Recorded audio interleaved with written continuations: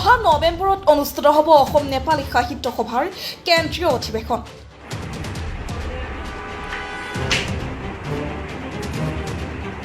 নতুন সভাপতিৰ বাবে যুঁজ দিব শোণিতপুৰৰ সাহিত্যিক জ্ঞান বাহাদুৰ ছেত্ৰীয়ে। চলিত বৰ্ষৰ নৱেম্বৰ মাহত গোলাঘাট জিলাৰ সৰুপথাৰত অনুষ্ঠিত হ'ব অসম নেপালী সাহিত্য সভাৰ কেন্দ্ৰীয় অধিৱেশন আৰু নতুন সমিতি গঠন। সভাপতিসহ নতুন কেন্দ্ৰীয় সমিতি গঠনৰ বাবে অনুষ্ঠিত হ'ব নিৰ্বাচন। এইবেলি কেন্দ্ৰীয় সভাপতি পদৰ বাবে প্ৰতিদ্বন্দ্বিতা আগবঢ়াব শোণিতপুৰ তেজপুৰ সাহিত্য অকাডেমী পুৰস্কাৰ প্ৰাপ্ত সাহিত্যিক জ্ঞান বাহাদুৰ ছেত্ৰীয়ে। অসমীয়া, নেপালী, হিন্দী, ইংৰাজী ভাষাত দীৰ্ঘদিনৰে পৰা সাহিত্য চৰ্চা কৰাৰ লগতে নেপালী সাহিত্য সভা, নেপালী বিভিন্ন সংগঠনৰ সৈতে জড়িত হৈ কৰ্ম সম্পাদনৰ অভিজ্ঞতাৰে পুষ্ট ছেত্ৰীয়ে সভাপতিৰ পদত নিৰ্বাচিত হ'ব বুলি আশাবাদী। नमस्कार प्रिय मित्रगण, यहाँहरूले थाहा पाइसक्नु भएकै कुरा जस्तो लाग्यो कि म यो आउँदो 14, 15, 16, 17 नोभेम्बरमा गोलाघाट जिल्लाको खरुपथारमा अनुष्ठित हुन गइरहेको असम नेपाली साहित्य सभाको जुन चाहिँ अधिवेशन छ त्यहाँ संस्थाको सभापतिको आसनका लागि प्रतिद्वन्दिता गर्न गइरहेको छु। मैले मेरो विषयमा म यस कारणले योग्य छु मैले यति काम गरेँ उति काम गरेँ भन्ने खालको ठुला कुरा म गर्न चाहन्न।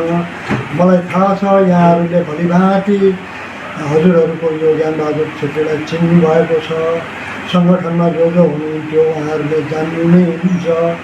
असमिया भाषामा, नेपाली भाषामा, हिन्दी भाषामा र अङ्ग्रेजी भाषामा लेखेका मेरा लेखहरू, मेरा पुस्तकहरू यहाँहरूले पाउनु भएको छ। अब मलाई चाहिँ लागेको कुरा कस्तो हो भन्नुहुन्छ भने अब यो लामो समय 30-40 वर्ष यो संस्थासँग जडित भयो, सङ्गठनमा सेवा दियो, काम गरियो। अब यो काम गरिसकेपछि अब नयाँ जेनेरेसन आउनुपर्छ। यहाँ नयाँ जेनेरेसनलाई छोडिदिनुपर्छ हामीले।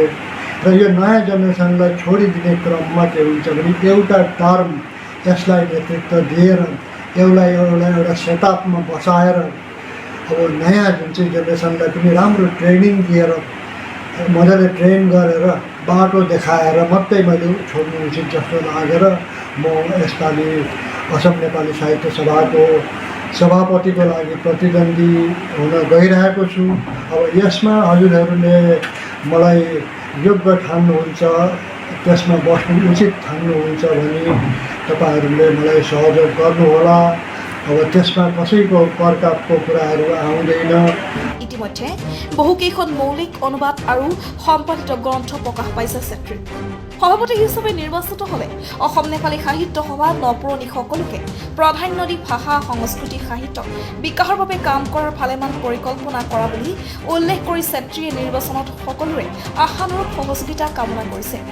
तपाईँहरूको जुन चाहिँ जजमेन्ट हो त्यही जजमेन्ट नै सुप्रिम जजमेन्ट हुन जान्छ।